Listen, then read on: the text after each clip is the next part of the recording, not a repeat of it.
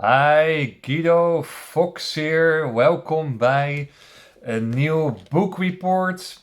Today, I want to discuss with you this wonderful book. It's about Zen teachings, the art of leadership, the art of leadership, Zen teachings from Thomas Clary. Nearly 200 pages of information about leadership and Zen. It's information from the 10th and 13th century, from the Zen Dynasty, and the Zen Dynasty was a dynasty located in the old Chinese emperor, the old Chinese living country, and Zen is originally from China, so that's interesting to know. The first thing from Zen leadership is your relaxing and calm, meditative energy. So you're completely in control and you transfer that calmness, peaceful energy towards your group.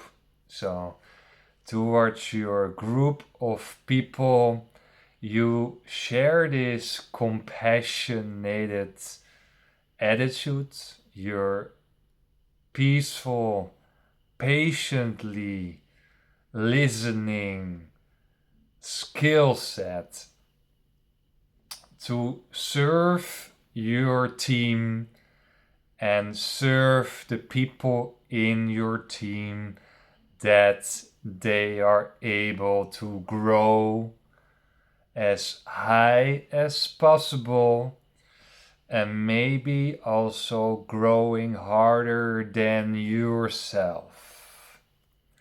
So if someone from your team is becoming better than you, don't kick that person out of your team from ego perspective, but serve your team and let the people grow in your team. That is in the short term Zen leadership. It has to be wonderful for you to see if the people in your surrounding are becoming better leaders than yourself. That has to be the case. That has to be your attitude, to let them grow harder than you, maybe, because then the teamwork and the team spirit will be higher and the results from the group, from your team, will be higher too. So that's an interesting and important thing to understand, is that you serve the team, but also taking care that people are staying in their growth. So constantly learning in your team, and also give them a chance that they are able to grow maybe harder than yourself as a leader. That's the main issue here in Zen leadership. So your peacefulness and your calmness has to be transferred towards the team, and They call that the holy way. The holy way of Zen leadership is your mind's eye. And your mind eye is the working togetherness from your mind with your chakra alignment. I talk so much about this phenomenon, this enlightenment process. But if I talk to you, I'm also centered in the seven holy chakras. So my mind is by the story, and the mind is also by the line. So my mind eye, they call that in the Zen Chinese Dynasty deep knowledge, they call that the mind eye. I have taught myself to have the mind eye constantly awaken. And that's training. That is years of meditation training to feel these inner awakenings, to feel these ecstatic inner awakenings, and be there even when I could be distracted by the story I tell to you now. So it is inner, outer. That is the holy way of Zen leadership. And nowadays, in the really Western society, but also I think the Middle East and South America and Africa, Russia, that kind of countries, there is Defeatism. I don't know if I say it correctly in English, but it's Defeatism, and that means pessimism, and that means an attitude of laissez-faire, an attitude of why I'm doing my job, why I have to work so hard, why I am living actually, why I'm constantly stressed. What is the sense of life? You have a tiring, lazy, and kind of lazy attitude towards your work, job, relationship, sports, whatever, right? So the countries and the part of the world I mentioned, also related to the political attitude or background, is Defeatism the normal attitude? The normal attitude is a matrix, laissez-faire attitude towards your work, relationship, sports, whatever. So you miss dedication. You miss a kind of dedication towards your passion in life, and out of the laziness. And what the link is with the holy way, the mind eye, is if you're centered, the question of defeatism and pessimism is not arising at all. You really enjoy what you're doing at that moment. So if you're centered, if you're feeling your inner line, you will be so happy with what you're doing already. And a wonderful relationship, a wonderful job, getting sports results are a bonus for you, but you're not dependent on it. So you're not dependent how your body is looking, or you want to have that hot women in your life as a relationship or a hot guy. You're not dependent on the highest possible career chance you want to have, that wonderful job by a bank what earns $1 million per year. You're not dependent on that. It will be a bonus. But if you're there, you are so centered that you really enjoy the job you want to have and the relationship you want to have, and the gym or the trainings or your sport will be much more easier and much more likable because you're centered. So everything is becoming more at ease and you're really enjoying what you're doing in life. So the question of defeatism, or that you don't want to live anymore, you're so pessimistic that you have suicide feelings, that you think, okay, what I'm doing here, I'm feeling that I'm doing it for nothing, I'm dying soon.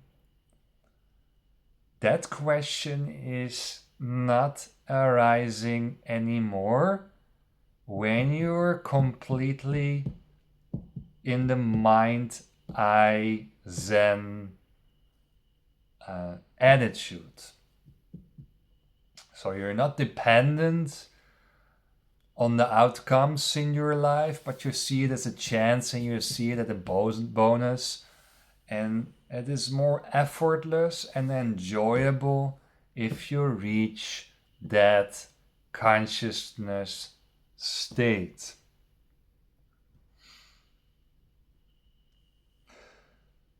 But, next topic.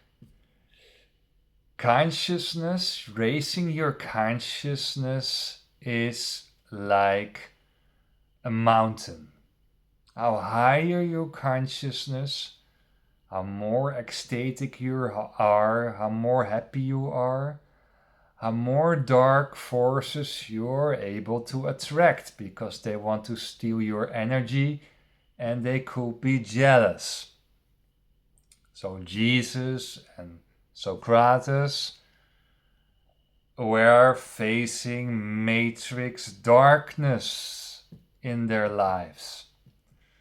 So you have to protect yourself also more from people who are able to give you a bad feeling, because you become more sensitive, you become more a feeler.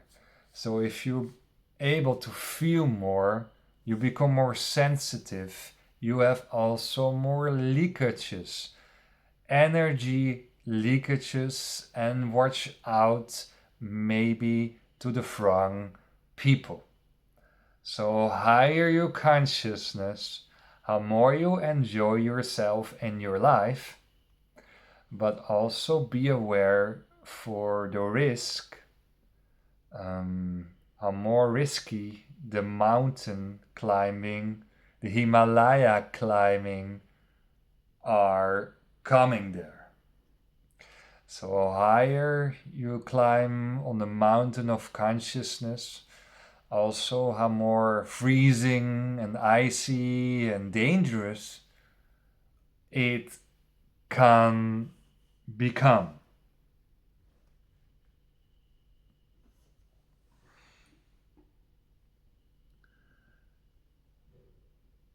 Choose your partner, your life partner, your emotional partner wisely.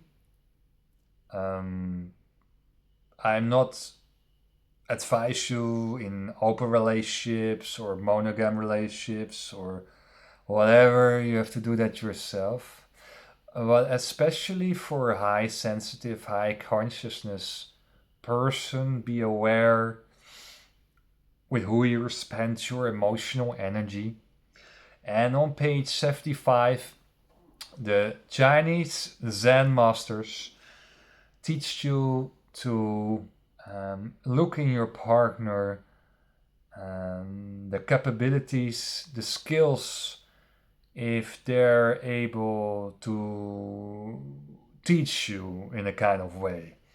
And it is mutual. There's a mutual relationship that is able, that they have so much life experience. If you become older and older, you choose your partner a little bit maybe on the outside, but other things will be much more important. How the emotional stability from the partner is, the way of thinking, if it's going like a smooth machine together in the household. What are the behavioral skills sets of the partner? And that is really important, how you select your partner.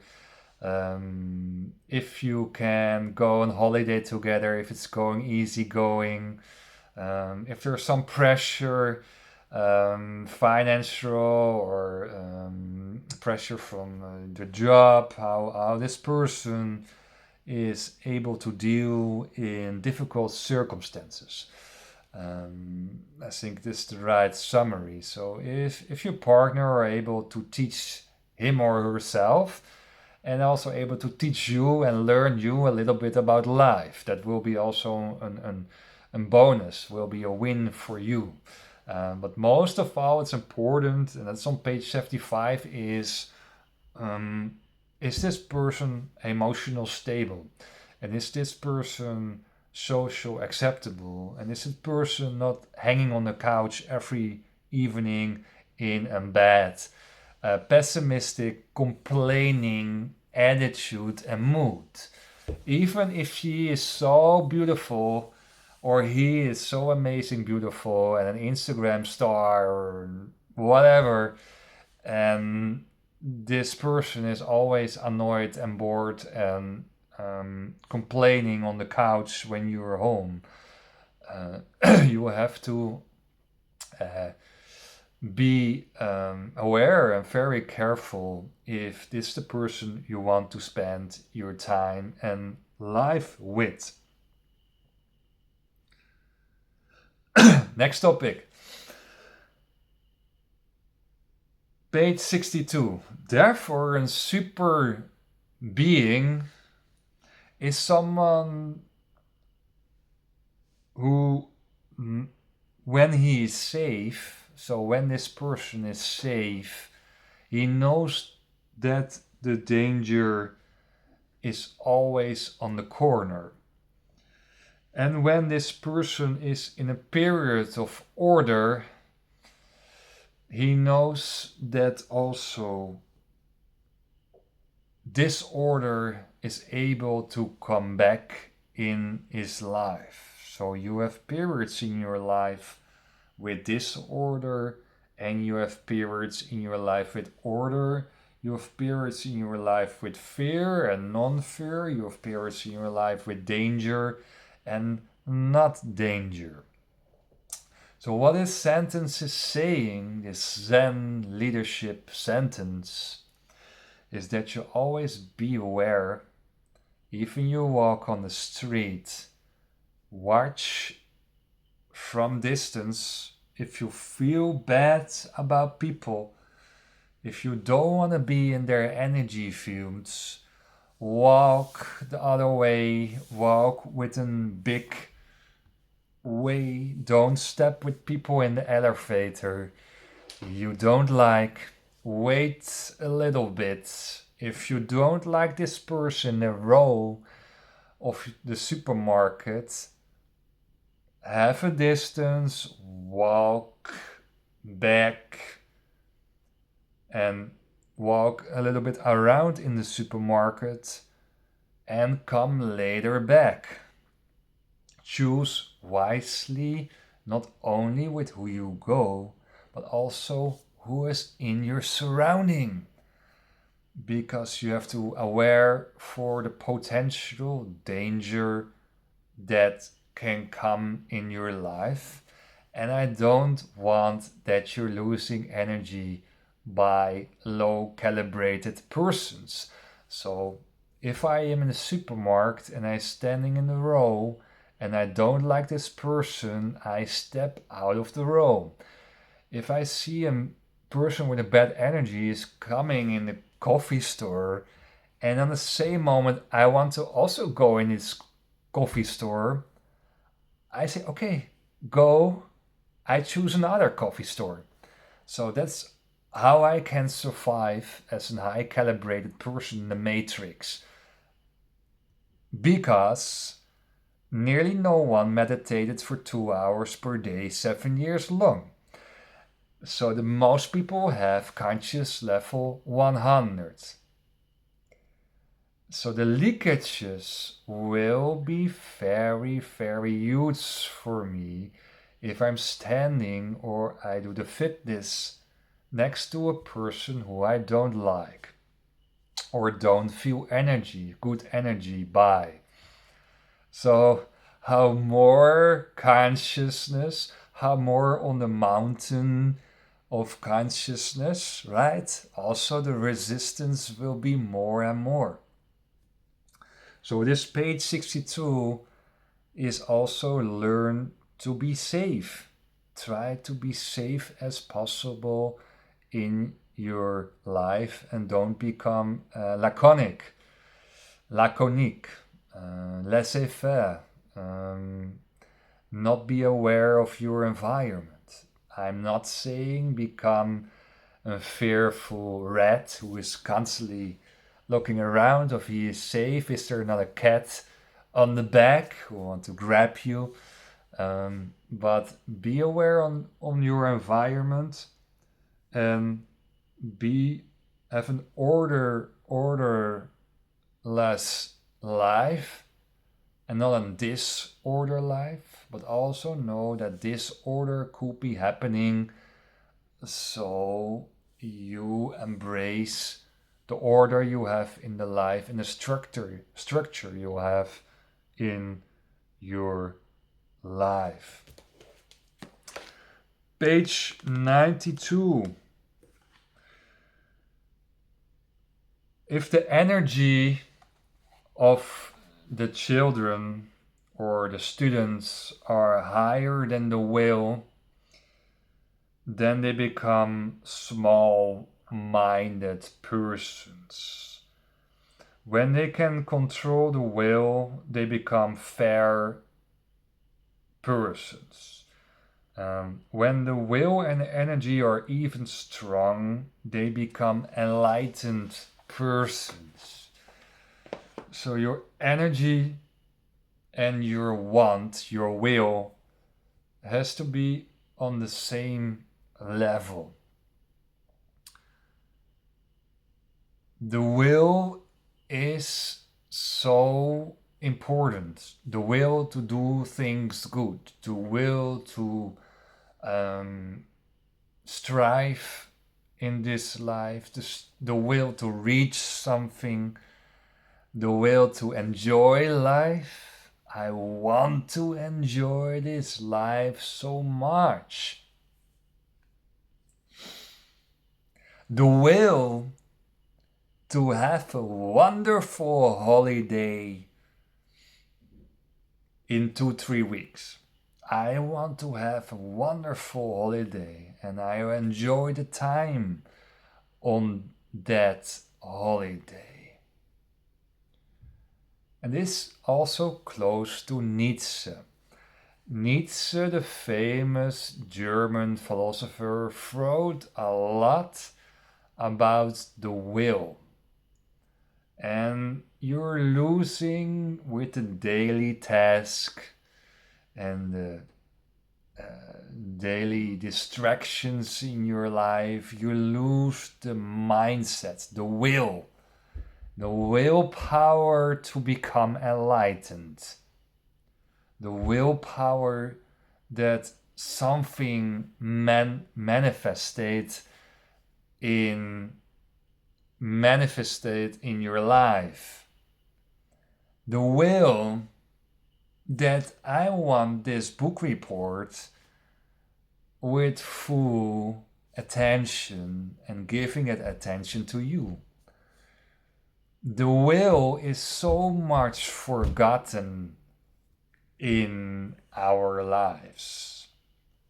The willpower to find someone that is fitting by you and that you can enjoy a wonderful relationship together, right? So the will is a very important mechanism, and you have to use it. And when your energy, your spiritual energy, is as high as your will, you are becoming unbeatable. You're becoming this super human being that meditates, that raises your consciousness, and has also the willpower to reach that. So your energy and your will has to be on the same level. If your energy is too high, you are a mouse in the rat race with no direction. You have no direction in life. If you have no will in your life, you reach pessimism, defeatism, and your life is kind of senseless. So there's also no direction, right? So you need the will and you need the spiritual energy to be happy and to reach something in your life. The Zen teachers, last topic, the Zen teachers from the Chinese dynasty were living in simple huts. They have a very simple living attitude. Like me, very simple studio in Amsterdam, easy to clean, easy to work in, no distractions. So the small huts where they're living in were enough, and they were very blissful, they were very happy, the Zen masters, because they were able to focus on their main topic in life, and that's wisdoms and meditation. So space is something in your ears. You can be feeling very lonely in a big villa. It's very stressful to clean the whole villa. It is also stressful to earn every month that income to pay to the bank, right? Your mortgage. And you, what I want to say is that you have to learn to live in a difficult situation or in a less comfortable situation, and that your villa or your big house has to be a bonus. It's a bonus in your life, the luxury you get in your life.